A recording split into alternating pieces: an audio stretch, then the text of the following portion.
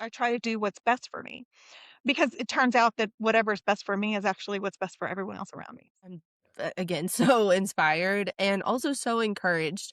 And I hope our listeners are encouraged too that when you get that inspiration, it's not about how many likes you get or how many comments or how many sales you make. It's about putting the thing out there. I think when we talk about changing the world through women, we have to talk about it on an individual level first. Like collectively, there's so much that we can do together, but not if we're all broken, not if Right. we're all suffering. Came to you naturally, and it was a blitz, right? It came to you in like a divine moment. Yeah. That would basically become your flow state then within your Oh, co-creation, yeah, right? You're in alignment, for and that sure. was your flow state. So that was your Yep. like your drill down moment. And Definitely. whatever I'm doing, if it's creating bracelets or talking to someone or going for a walk, like all of these things just feel it's just me and Yes. Gus. We're just like doing this thing together.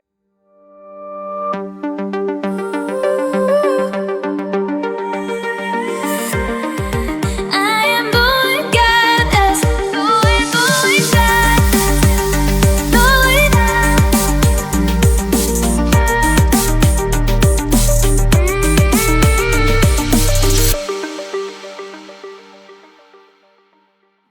Welcome to Going Goddess, the podcast where empowerment meets embodiment and divine feminine energy leads the way. We're your hosts. I'm Silver Luna. And Cherry, your chief empowerment officers and cosmic hype girls, here to remind you that your magic is not up for debate. Every week, we're bringing real talk, rituals, and rising woman energy straight to you. Whether you're just soft launching your inner goddess journey or you're leading a full on revolution, you belong here. Let's go, Goddess. Welcome back, everyone, to Going Goddess. I am Cherry here with my co-host. Silver Luna, hello goddesses. Yes, and we are so excited for this International Women's Day. Happy International Women's Day, even though you're listening to this a little bit later. We're still celebrating you hugely, and we are celebrating that we have a very special guest with us today, April Little. What an absolute treat. April, thank you so much for joining us. Absolutely. I'm so excited. Yes, would love if you would tell the listeners a little bit about yourself.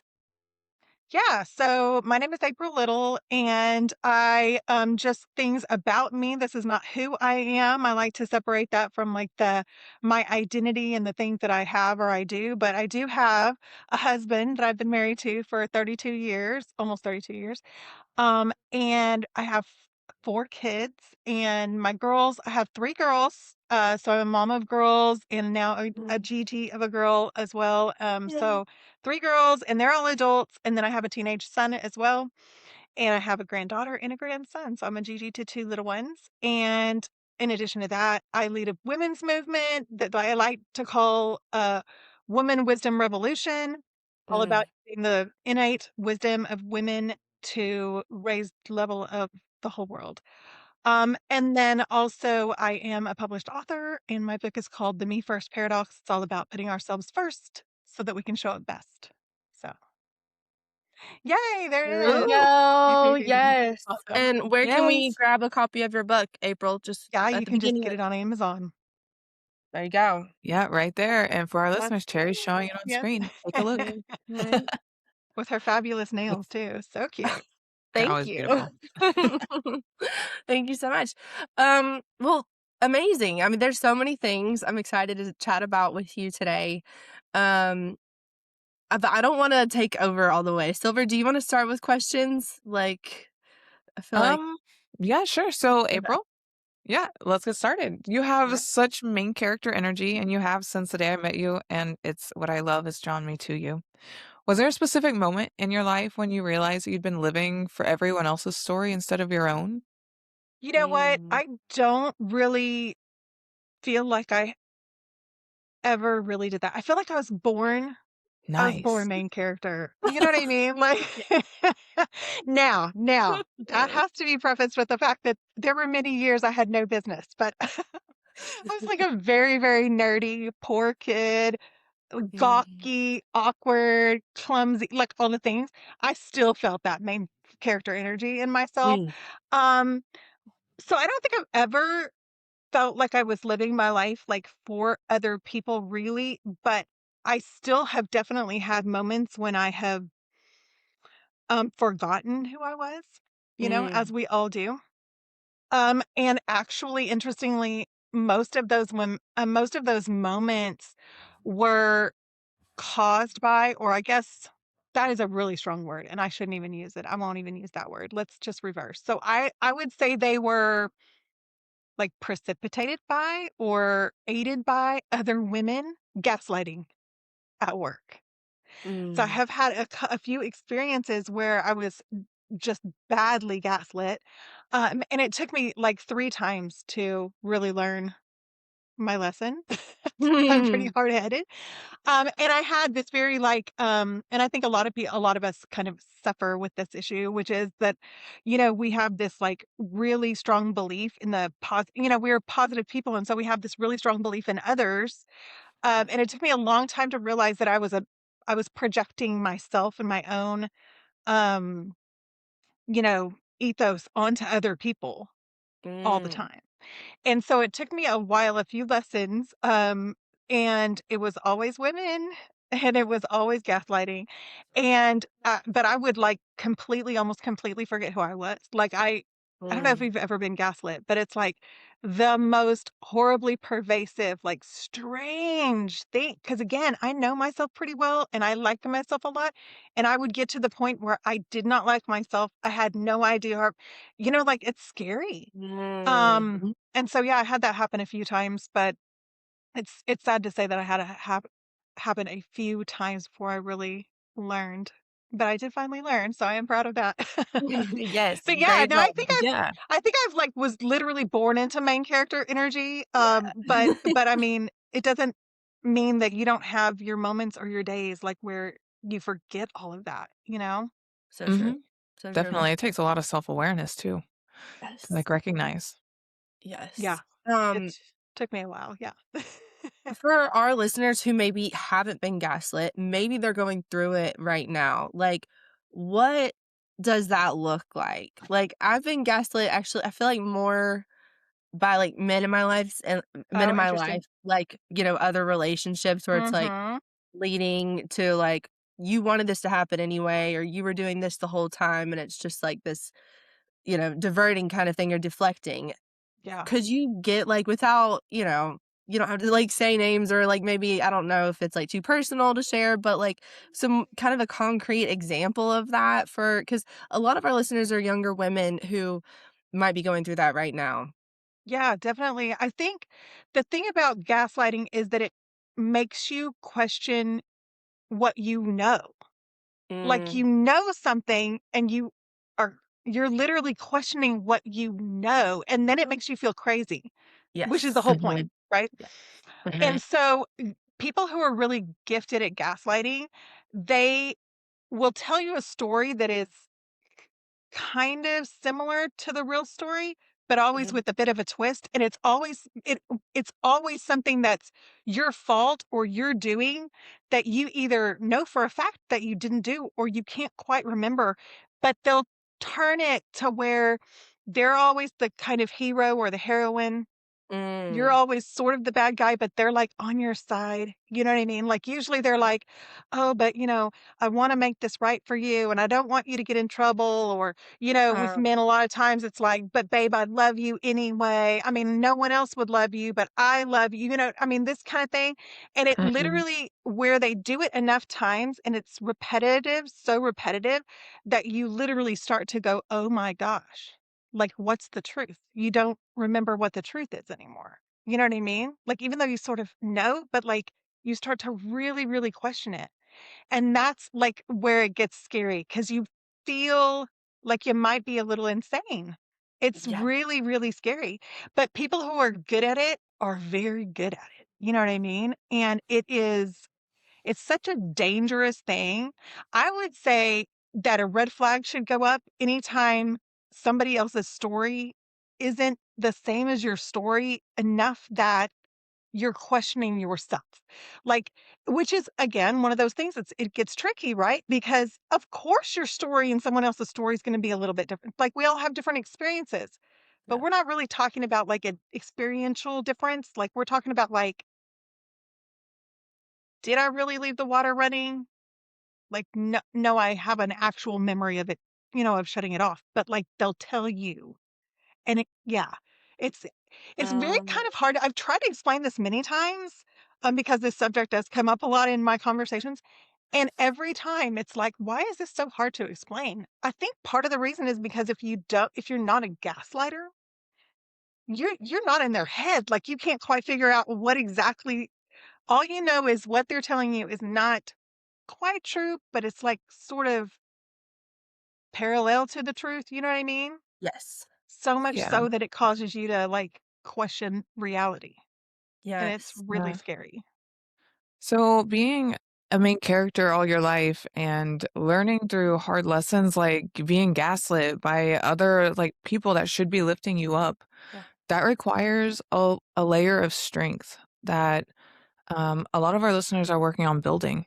What advice do you have? What helped you build that layer of strength and that thick skin that you can brush it off and get back up again and just move along and be stronger? Such a good question. I think I wish I could explain again. I I think I was really blessed as a kid. Like I grew up in poverty in a not I don't term it abusive, but some of my siblings might disagree, but like a kind of a rough household at times. And with no real advantages. Let's just put it that way. And even with all of that, I feel like again, I liked myself. I liked my own company. I thought it was pretty funny. I did develop a real sense of humor very early on. And I think that is definitely something that kind of carried me through when I was younger. That was sort of the thing that like in like elementary school and junior high school and stuff, like that's kind of what I was known for because I had nothing else. Like I was not athletic, I was not cute. Like there were all these different things I didn't have. I was poor, all these things. Um but I was funny. And so, that really was like a tool I used, through a lot of my life. I still definitely use it, but I've learned to temper it quite a bit as I've gotten, older. But as I like in my, adult life as a grown woman, I have really, really had to learn resilience Mm, again because what worked when you were a kid doesn't don't work. You know what I mean? Like yeah. people just you can't be funny out of like a financial situation. You know what I mean? Like there's things that you face as an adult that are totally different Yeah. than when you were a kid. The Yes. challenges are different and people don't think it's funny when you've lost their money or things like that. And so, yeah, I had to learn that all completely all over again. And I think that now one of the things that I really learned, like when I went through like the hardest period of my life, which was just a few years ago, Mm, is that I can depend upon myself. And I know me, I have to depend upon my own what I know about my own identity has to come from inside of me mhm, rather than anyone else. What anyone else says, thinks, does, whatever. Because there have been times, like in the last, I guess probably this is probably 3 to 4 years ago now. Like there was a period where I was being bullied mm, online. I was being literally slandered. I mean, all kinds of things. It was coming at me from all different angles, and it was horrible.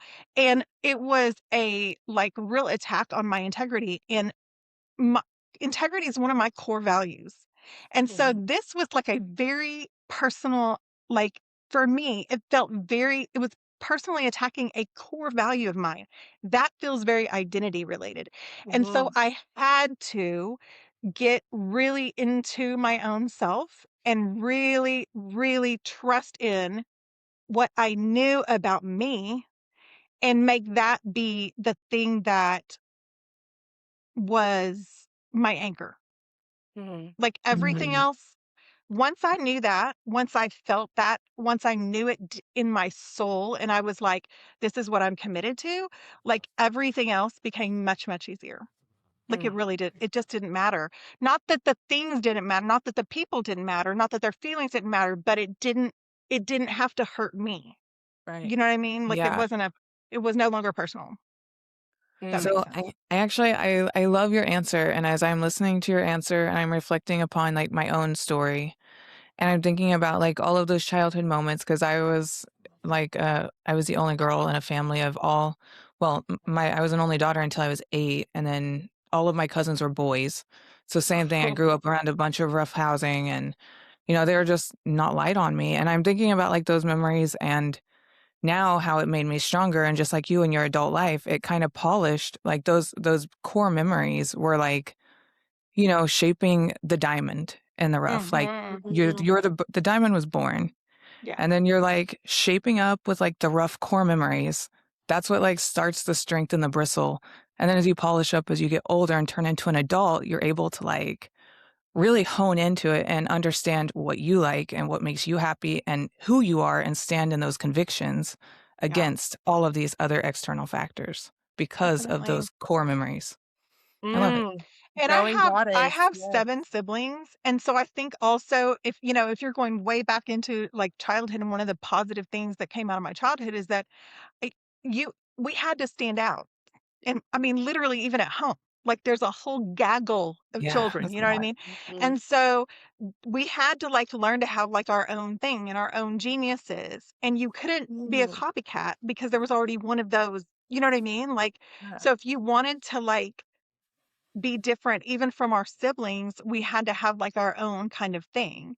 And so that was something also that I learned really, really, really young was, like, be yourself. Don't be somebody else. You know what I mean? Mhm. There's enough people around. They all have their things. Have your own thing, you know? Mm. That's so Yeah, that's so true, and I love hearing this, like, going goddess story for both of y'all. April, something you said, you're like, "Wasn't very cute," and I'm like, "I find you to be absolutely adorable, you have I was fantastic not. style, you're definitely a style icon for me." Yep. How did this come to be? Yeah, on your So journey with your again, I brand. feel like it was always, I think all the best parts of us are always there. Mhm. They are. You're Yeah. born like that. You're born with them. But I think, it's one of those things that there's a thing about life. This is something I realized years ago. I had like this whole epiphany moment. Like I can remember where I was standing and I was like, oh my gosh, that's the whole point. That's the whole point of life is, we're we're born perfect as we are, like with all the best things already innate within us. And then part of the process of life is kind of covering those things up and masking them, creating these walls and barriers and things around, kind of a protective layer around those best parts of ourselves. That's what life sort of teaches us to do. And at Mhm. some point, if we are blessed enough and lucky enough to be woken up or to wake up, Yeah. the whole rest of the point of the entire rest of your life is to uncover back to your, like, pristine, beautiful, perfect, always there, Yes. unique self. And so eh, I think that ask your question again, Jerry. I guess, like, was it a bunch of, like, moments all tied together? Or was it, like, this one aha Oh, moment where like you you're were just asking like, about my style too. Like, yeah, "Yeah." no, I think I always loved, like, fashion and style even when I was young, but I didn't have the means. And Mm, so but here's the thing, when you don't have the means, you make something up. And yeah. so again, we were very poor. We did not have the means in terms of money, but we had some friends from church who like would give us hand-me-downs, and she was quite stylish and they had money. So it was like getting what I could out of the hand-me-down bags, and then also I learned to sew really, really young. So I'm a master seamstress. Oh, wow. And I learned that Nice. when I was really young because I didn't have a choice. Like, if I wanted something cute and new, I was gonna have to make it. And this was back in the day when making your clothes was like 10 times cheaper than buying them. Now that's not true at Yeah. all. Like, it Yeah. would cost me twice as much to make something as it would to buy it. But back in the day, it was very, very inexpensive. So, like, every dance that I ever went to, I had a new dress, but I made every single one of them. You know what I mean? So I was always into it, but I didn't have like the normal kind of resources. And so I just created them, you know? Wow. Was your color always pink?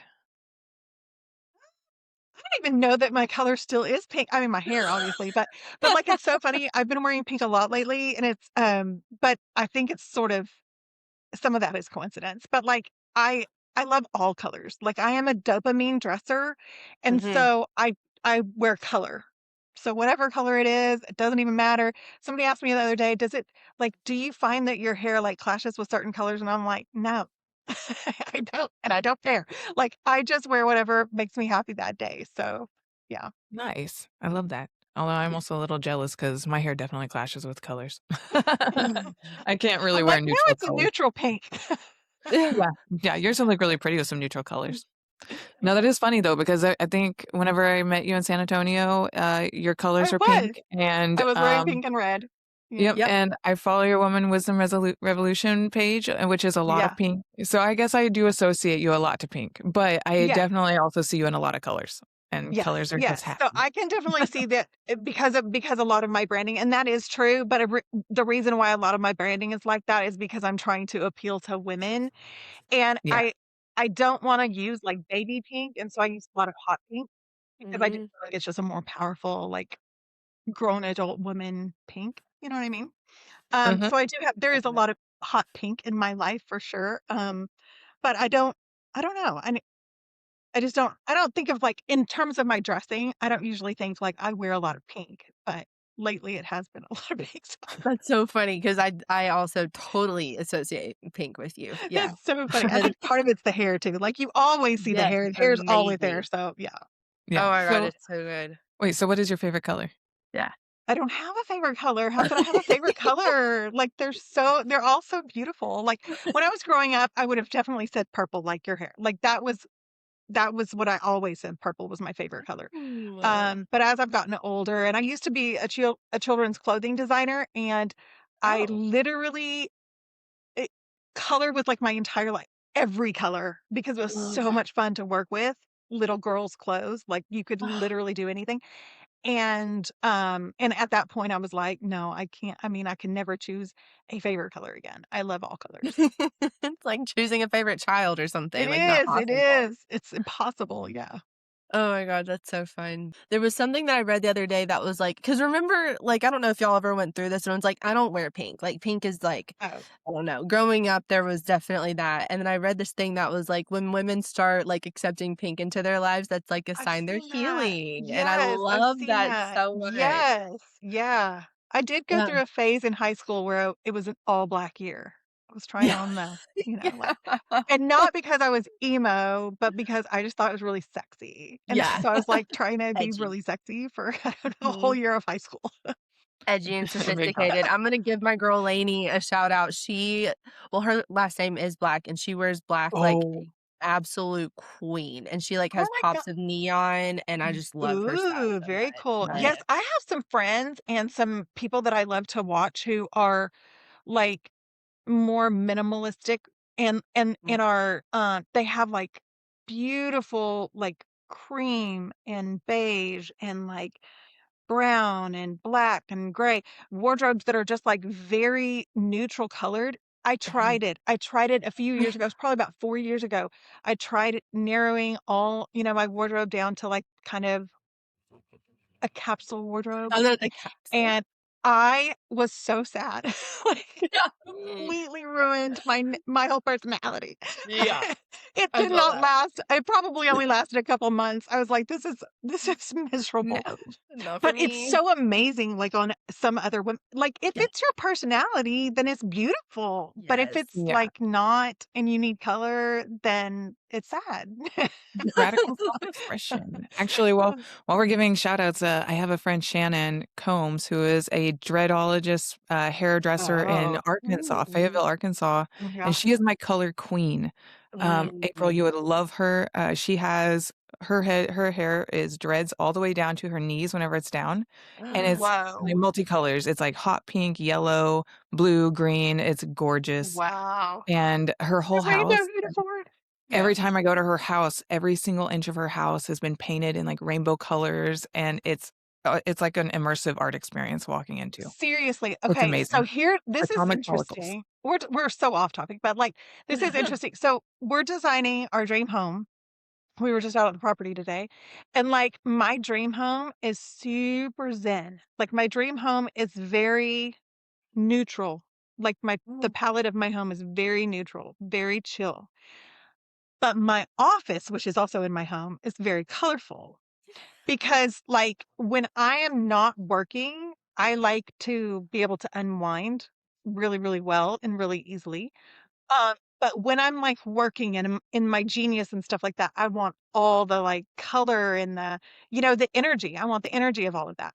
And so it's like it will probably look a little crazy to some people to have like this really like colorful, like color drenched room Mm. in this super neutral house. But like there's parts of us, right? We have different parts of our personalities, and I have this like part of my personality that is very chill.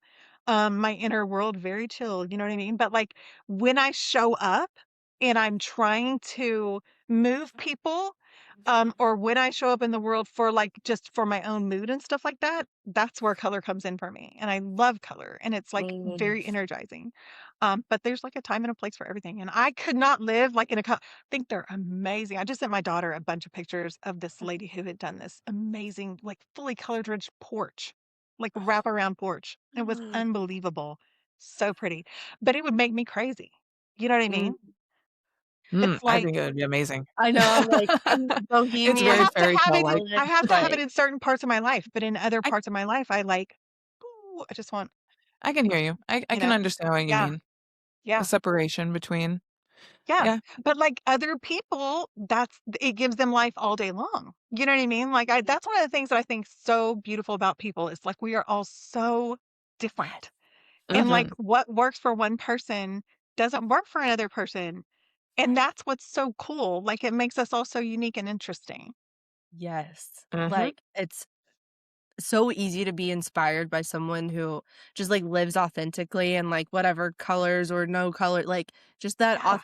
authenticity is, like I don't drink anymore, but I will get drunk on, like, inspiration Oh, and, like, 100%. authenticity. Yes. Like, Yeah. just Yes. Oh, oh my girl, god. I follow like a maximalist, it's like a maximalist home something decor thing on Facebook. And it's like one of my favorite like profiles because it's gorgeous. And these people are like doing I mean, amazing things that most people would never do in their homes.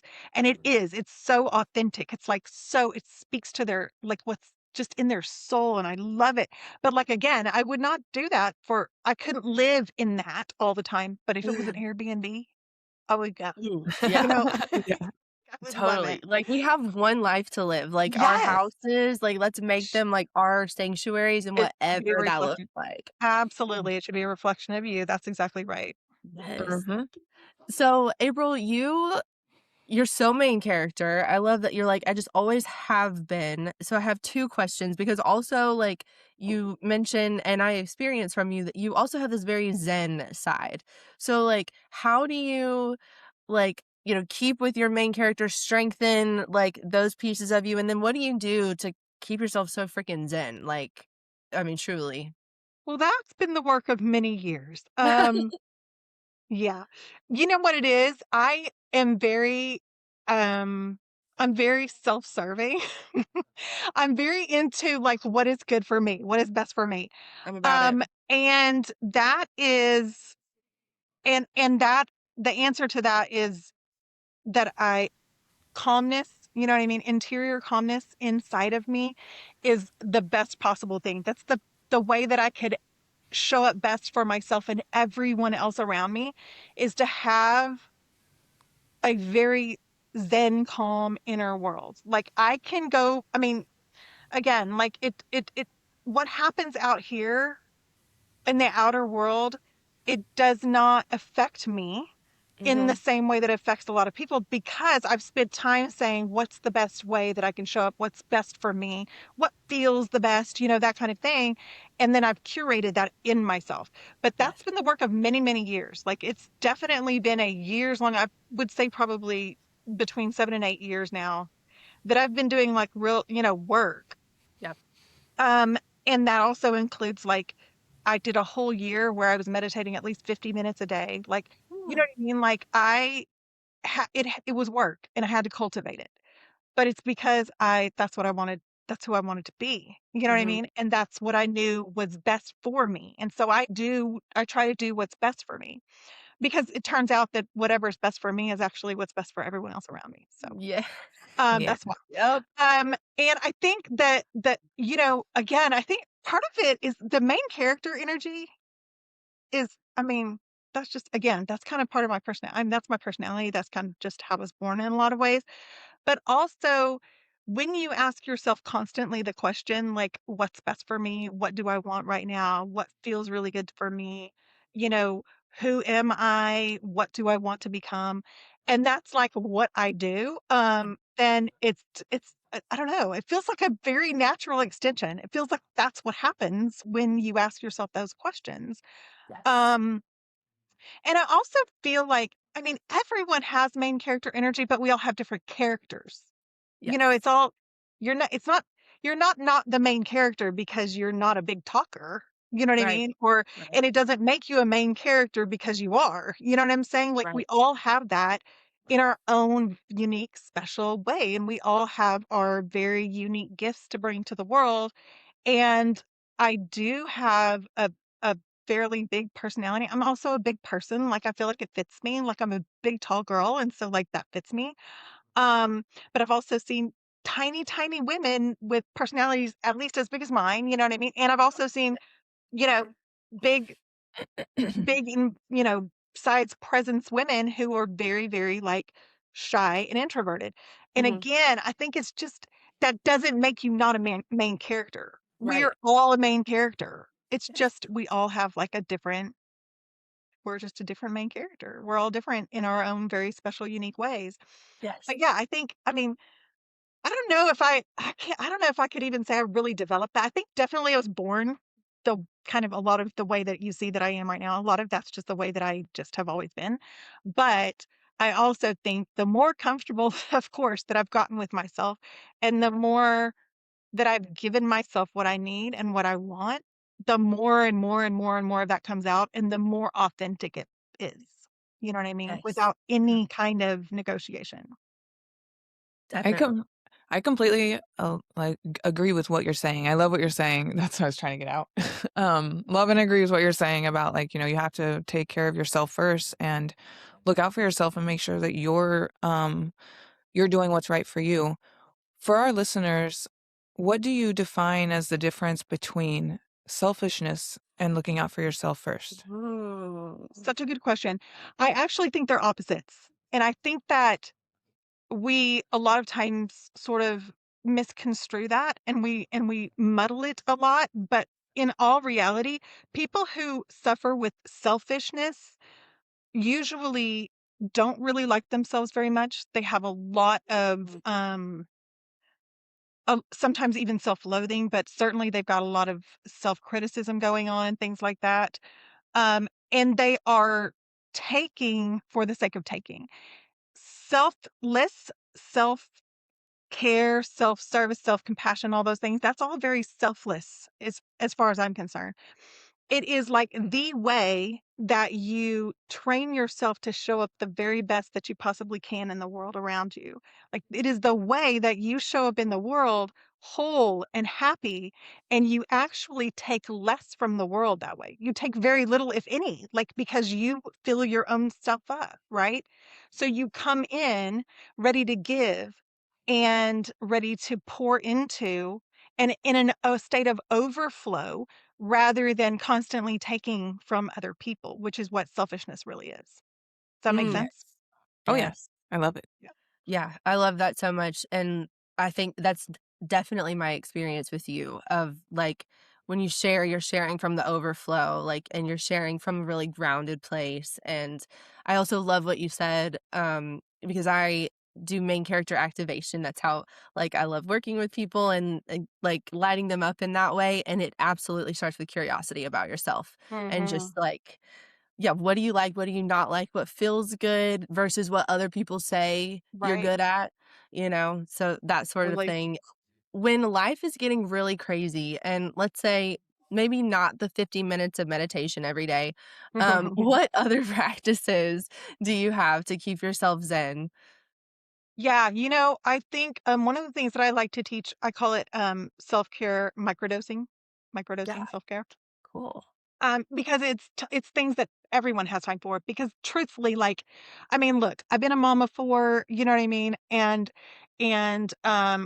many many other things and many businesses and different things in my life, and so I know that we don't always have like days we can devote to self care or 50 minutes that we can just sit and meditate or whatever. Yep. But we all have moments, we all have the ability to microdose our self-care. And I think where that starts is just knowing what your like sort of I call them hero self-care practices are. So there's a whole thing that I teach that's like what your hero self-care is. So for me, my hero self-care and what this is just something that cares for you on multiple levels. And usually you can find at least usually multiple hero self-care things that are completely free of charge, right? So you don't need to go to the spa. That is not really that's not okay, that's self-care, but like that's a different level, right? So there's a lot Right. of other levels we got to start with before going to the spa is going to do anything for us. So what it is something that cares for you on multiple levels because you are a spiritual being, you are a physical being, you have mental health that you need to care for, your intellectual health, all these things. So it needs to care for you on several levels. And so for me, my one of my hero self-care practices is hammock time. So I just love to lay on a hammock, Oh, and if I have 5 minutes or 10 minutes in a hammock in the sun, that is like some serious self-care for me. Like it yeah. can put me in a totally different space, right? A totally different energetic space, a totally different headspace because it's caring for me it lets my body rest. It lets my mind rest. It lets my spirit feel, just like calm and, peaceful or whatever. Same thing with, I love just being, most people, this is a hero self-care practice is, just being in nature somehow. And so, like, if I go sit at the park in the grass, I'm grounding, I'm caring for my body, I'm caring for my mind, I'm emptying my thoughts. You know what I mean? Like, there's several levels that it's caring for me on. So, again, I can do this in 5, 15 minutes, and that's some big self care in a single day. So, Yes. if you can work in, maybe 3, 5 minute or up to 15-minute moments of self-care in a day in a real hero practice that's going to, hit you on a several different levels, that is just a great place to start. But the key is that you have to know yourself a little bit. You have to know what it is that you need and how these things affect you. I love that. Yeah, Mm, that's that's so awesome. Makes me think of taking walks with my dogs. Mhm. Yeah. Sometimes it's forced, Totally. but it does feel so much better if you just do it. Yeah. Yeah. And it probably is, even if it's not like your favorite thing to do every single time, it probably is a hero self-care practice for you. Because of course it's gonna, physically that's awesome. I'm sure Mhm. mentally it's, refreshing. It's got, lots of little aspects to it. So very cool. Yeah. April, if every woman truly believed that she was worthy of putting herself first, how do you think the world would change? ooh, foo, foo. Entirely. I mean, how would it not change? Literally, I think that's one of my like great messages to the world. Obviously, that's why I wrote the book. Yes. I always call the book as my love letter to womankind because Mm, literally, I think that is the thing that will change the world first. I think when we talk about changing the world through women, we have to talk about it on an individual level first. Like collectively, there's so much that we can do together, but not if we're all broken, not if right. we're all suffering. And so it's a matter of trying to get out of that state of suffering that a lot of us are in and into that space of overflow. And from that place, y'all, I mean, literally the sky is the limit. I don't think there's a limit to what we could do. Like, or what an individual woman can do in her family, in her community, in her circle, you know? But when again, it goes back to when you are cared for really well, you come into the world whole and happy and helpful. And from that place, literally, you can do anything. You can do anything. You have so much power, so much magnetism, so much confidence. You know what I mean? And it would be a completely different world. Mm, I love that. And when you said, like, when you're cared for really well, there was, like, a couple of things that, like, came up for me, and I was like, cared for really well, and that starts with us, taking accountability of caring for ourselves, but then also, like, reaching out to women in our lives or finding those communities like your Yes. community. And I always wanna say, like, it's Wise Woman Wonderhood or something. What's the name of your community again? It's called, I'm like, what is it called? It's called Woman Wisdom Revolution. Woman That's with what it is. an Okay, A. yes. I'm in it. Yeah. I'm just Yes. like Yeah, so I just had this discussion, because I was working with AI the other day, don't hate me, but I was working with AI the other day and it miswrote everything that I told it to women with a E, so plural. And Mm, I was like, "Oh, you know what? That's not right. It's just an A. It's an A." And there's a reason it's an A. Again, it goes right back to what we were just saying. It's like it has to start on the individual level first. And mm, every single woman has an incredible innate wisdom in her. So it's like that is where it starts. The revolution is women first, individual women first. And then as a collective, again, we can do anything, you know. Yes. mm, that's so true. Yeah, let's talk a little bit more about this. Like in, a nutshell. Would love to hear about your book, what that like one was it like one moment of inspiration? What was that process like for you? Um, yeah, just Yeah, anything you this want to share about the book. Yeah. yeah, absolutely. This is a story I love to tell. So I always told people I didn't write a book, I channeled a book because Mhm. I really can't take credit like for writing a book. Writing a book takes a long time. It took me 3 weeks to write this. And the reason why was because it was a full co-creation. Like this was not, it was a download. Like it was a channeling. Um, but when I read it back, because when you're in the fury of writing like that, you barely even know what you're writing. You know what I mean? You're just writing and writing, writing, writing, writing, writing. And then when I went back and read it, I was like, dang, this is good. Like I was so fired up about it. And I Yes. was like, also, it was like my entire heart poured out on paper. Mm, So it was, and that's why I call it my love letter to womankind. The reason why I wrote the book is because back in at Christmas of 2024, I was traveling to and from Salt Lake, where my oldest daughter and my grandson live. And, as one does when they're in the airport, I was doing a lot of scrolling. And I kept seeing this thing, which again, it's one of those things where I'm like, God uses the algorithm, the divine uses the algorithm, the universe, because I was seeing the same message come up over and over and over again, which I don't see every day. And that message was from all of these women in all these different like states of transition in their life. Some were getting divorced, some were, some had just lost their spouse, some had lost their job or their career, or their children were about to leave the nest, or all these different big transitions. And I kept seeing them saying, and now I don't even know who I am. Like I don't know what to do next. I have no mhm, idea who I am without X role that they had been playing. They had so identified, literally connected their identity to a role, and it broke my heart. Like I was so mhm, brokenhearted. And ooh, y'all, every time I tell this mm, story, it doesn't matter how many times I tell it, I get so emotional, but like it hurt my heart so bad. And I knew that there wasn't any way for me to reach every one of these women, even though I knew them, they were in my larger circle, right? The, 3,000 person circle or whatever.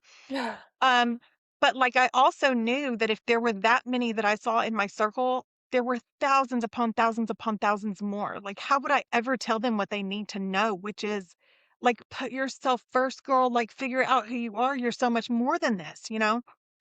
And so literally, I just like it literally came to me like a literal 2 by 4 over the head, like you have to write a book. And I was like, okay, cool. Like, and at that moment, I would have done anything. Like I Yeah. would have done whatever it took to get that message to these women. And so it was like write a book, and I was like, cool. Like I'd never read a book before, and I was like, I had no idea how to write a book. I was like, cool, let's do it. And I just literally started not mostly not handwriting, but I did do some of that too, but typing, typing, and and literally the book came out of that. And but it was I cannot it was a full on co-creation moment. And when I got done writing the book, I there was a process, of course, to, there was more than just 3 weeks. It was Yeah. because I wanted, the book had to be not just like, here's some information, here's some lovely quotes, like read this, because that's not going to change anyone ever. Right. It had to be something that was capable of really changing women in the heart, you know what I mean, at their soul. And so I knew that it was going to have a lot of work in it, like an integrated workbook almost. And so I then had to design those things, and then I had to test some of them out with real live women. So I did like a workshop and like all this stuff. So it was a whole process. But the whole process from the time that I started writing to the time that I published was 6 months. And I ended up publishing that book on my granddaughter's birthday, her third birthday. Um, God, y'all, because again, Oh, it was this is my love letter to the future of women, and this is the future of women. I'm like, she's living in my house, and I see her every day, and I want a different world for her, and I want different stories for women. You know what I mean? And so, it was all very like, it was all very intentional. And it was the most amazing experience. And it was the first experience that I've ever had of doing something that big like that as a full on co-creation. And now I'm just so obsessed with it. I like don't ever want to do anything that's not a co-creation. oh, that's so cool. Oh, thank you for sharing that story with us. I'm Yeah. so Thank you for asking. inspired. Like in a lot of Uh-huh. ways. But then again, when I reread it, I was like, no, this is me. Like, this is everything I really truly believe. But there's like this funny thing because, of course, there, the universe can never use someone who is totally unprepared and give them that kind of an experience, or ask Right. them to write a book about something they know nothing about. Um, and so I had to have had all these experiences. I had to believe all these things before I was even going to be prepared to be the conduit for this, right? But it was such an interesting, just like a beautiful overall experience. So cool. And there were so many interesting like synchronicities and different things that happened along the way, and like who my first readers were and my editor, you know what I mean? Like it was just very interesting. And then when we got to the part of like it being nearly complete, and started like doing the research on how to publish a book now, because again, I had no idea what I was doing. I was just like flying by Mm. the seat of my pants the whole time, and asking AI for help, Yeah. Google. And so when I got to the point of publishing it, I started kind of doing the research on what it was like to, get a publisher, and like what that looked like, what did I need to do next and stuff, and started really getting into the time frame that it takes to to publish through a publisher, and how most of the time, almost all of the time, they will send you back and forth, like edits and changes and different things like that. And I was like, this can't be changed. Like, I will not change this book, because by that time, it was, it, again, hard to explain without telling a very long story, but like, there were too many things that told me, like, this is how it is supposed to be. This is how it is. This is the book, like, period. Don't touch it, like no more Mm. touchies. Um, and so I was like, well, and literally again, I had like a moment, like it was like, like a lightning bolt, and it was like, published on Amazon, just do it. And I was like, okay. So I literally just published it on Amazon one day, and it was so fast. Like, it takes no time at all to publish something on Amazon. Set it up to publish live on my granddaughter's birthday, and went to Costa Rica. Oh, I that's Because it amazing. published while love that. I was in Costa Rica. But like, I have had friends ask me like, "How's your book doing?" How's I'm like, "I literally have no idea. I don't know how many sales I've made. I could not possibly care less." Like, because that's not my business. Like, Yeah. it was not about me becoming an author. It was about getting that book into the hands of women in the world, period. And like, I Totally. give away books all the time. Yes. Um, so I know it's getting out there. I don't know if anyone's buying it, and I just don't care. You know what I mean? Like, Yes. it's not what it's about. So Yeah. I That think I is have a second book in me, so I'm freaked out. But yeah, That's so That's exciting. And, like, what I mean, the whole story is incredible. I'm, again, so inspired and also so encouraged, and I hope our listeners are encouraged too, that when you get that inspiration, it's not about how many likes you get or how many comments or how many sales you make, it's about putting the thing out there. That's the work. That's exactly. doing it, and then the right people will see it at the right time. Yeah, And, like, as I create content and stuff online, like, that's what I trust. I'm like, "Okay, that one."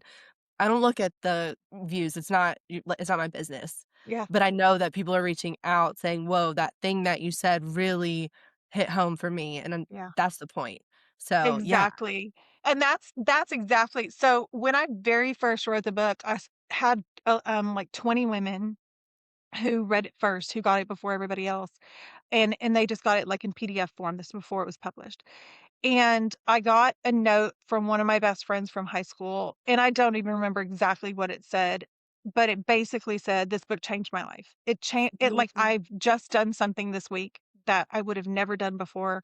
And literally when I got that message, I was like, if ah, if this was like the only person that ever read this book, and this was the only thing that came of it ever, it would have all been worth it. You know what I mean? Like, and that's exactly what you're saying too, Terry. It's like, it even if it's for one person, you know what I mean? Like, if the universe has used me as its conduit, as its hands, as its whatever, to change one woman's life, cool. I'll do That's whatever, it. you know? The rest gets yeah. to be fun. Now we just The get to have rest gets fun, to be fun. Yeah. you know? Mm, that's so good. I love that. Thank you Oh, for it doing is that. so Thank you. good. Like, and like Well, I that's said, Yeah. awesome. I don't even want to touch anything that's not like a co-creation at this point. Like, I want it all to be that magical, like it's just so. And again, like, am I making money? Not for that. No. Like, I mean, maybe like $4 or $5 here or there or whatever, but like, not the point, right? Like, you really have to get to this place. Well, you don't have to, but the place to get like that, I feel is like just where you really, like you said, where it gets everything just gets to be fun, is where you start being in that place where you are in your, like, you're in your genius, but you're also fully in co-creation. Like, you're fully doing what you were in purpose. You're in purpose, on purpose, about purpose all the time. Mm, Like, that is when everything, it doesn't matter anymore. You know what I mean? Like, money, acknowledgement, none of it, it just doesn't matter anymore because it feels that good. You know what I mean? okay. Yeah, it's Yes. so cool. Have you had any more of those moments since then? Or have you had any that like any recognizable, like intuitive, like Yeah, you feel it coming moments? I have I have a project that I'm working on now that came to me last, oh, it was probably around October last year. And again, one of those things, I built it out so fast. It's not, I mean, again, not me, but in co-creation with me.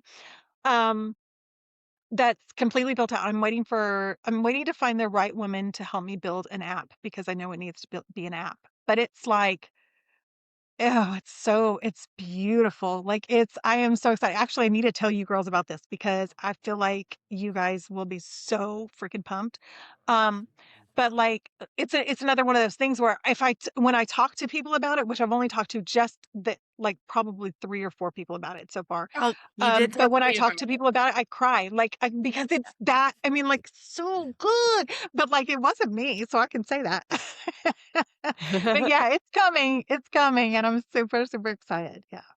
Okay, because I was gonna ask you about this because when we met, Yes, it's what in San I do. Antonio, it was this sweet it was, like, the best. I felt so recognized, my little projector self, because you ran up and you're like, "Jerry, Jerry, I just got my purpose," and we, like, had this whole Yes, conversation, and it was, like, your yes, second purpose after yes, the thing, and you told me about the app, and it's beautiful, and when you're yes, ready to share about that, we're gonna have you back on here so we can, for like, talk sure. about that. Yes. And I wanted to say something, like, to your question, Silver, about, like, if there are any more moments. I think my experience, in this and experiencing you, April, is just kind of like you just live your life in co-creation. Like, there comes a point in time where Once it's again. like you're just so in sync with source, with I just heard this term the other day, God, universe, source, AKA Gus. You Yes, and Gus are so tight. And that's kind of where I feel like whatever I'm doing, if it's creating bracelets or talking to someone or going for a walk, like all of these things just feel it's just me and Gus. yes, We're just like doing this thing together. And then it doesn't have to look like you said, I'm not making money from it, but all of the things that came together for you to be a speaker and you're manifesting your dream home and all it just all ties together. It's just this like it does. beautiful magic vortex. And that, honestly, so much of that comes from creating that inner world first. Like, Mhm, honestly, if I did not have this, if I had not been doing the work to create the inner world that I wanted to be living in and from, then none of the rest of this would be possible. So, just like sort of as an illustration, last December, I had this moment where I realized because I've been in the coaching space for about 3 years. So, like last December, I realized I had this realization moment where I was like, oh my gosh, I'm not a coach. I'm not a coach. And I'm going mhm, to just stop being a coach. And I realized in that moment that all of the things that I'd been doing to become a coach for those 3 years, plus all of the things I'd been doing for the 4 or 5 years leading up to it, all the self work I'd been doing was just to create me, was mhm, just for my own becoming. Like it mhm, wasn't for the people that I thought I was serving. It wasn't like well, it gets to be both. And that's what's cool too. Like it gets to be both. And if you're in your purpose, I feel like it's always both. Like there's mhm, always a two-sided thing here. You're always in your becoming, like on your perfect path, and also doing for the world, right? That's the whole point. But, like, I just realized, "Oh my gosh, this was for, like, mostly for me." And so I needed to become a certain person and have a certain set of tools and a certain set of friends and associates and a certain set of, um, experiences and all the other things to be who I need to be for this next phase of my life. What mhm. I'm going to be calling myself, I don't know. I just called myself the other day. This lady was asking me like what I do, and I was like, "Well, I'm a champion for women." And she was like, "Oh, that's so cool." And I was like, "Yeah, Yes. that is what I am." Like, I Yes. was like, "Okay, that's what we're trying on right now." I But love yeah, that. so I am in kind of a place of unknowing right now about what my exact role is. And again, it's kind of unimportant to me because I know that I'm in co-creation and that's what I'm supposed to be doing, and I'm in purpose on purpose, and whatever else is whatever it is, you know? Yeah, I love it. So then and assuming that you're in co-creation state and that the book came to you naturally and it was a blitz, right? It came to you in like a divine moment. Yeah. That would basically become your flow state then within your Oh co-creation, yeah, right? Mhm. You're in for alignment and that sure. was your flow state. So that was your Yep. like your drill down moment. Definitely. Mhm. Yeah, yeah. And again, it's one of those things that you guys have kind of talked about this too, is like there is there's an obvious feeling. Like cheery, like that's very kind, and like I love that you said that you think that I kind of live like that, and I hope that that's, Mhm. as much as I can, that's I do, as much as I possibly can. Right. Um but like then there's those moments like you're talking about, Silver Luna, that are like you know what I mean? The moments where it's like you're just in it and you can feel it. You know what I mean? Like it's so powerful, so cool.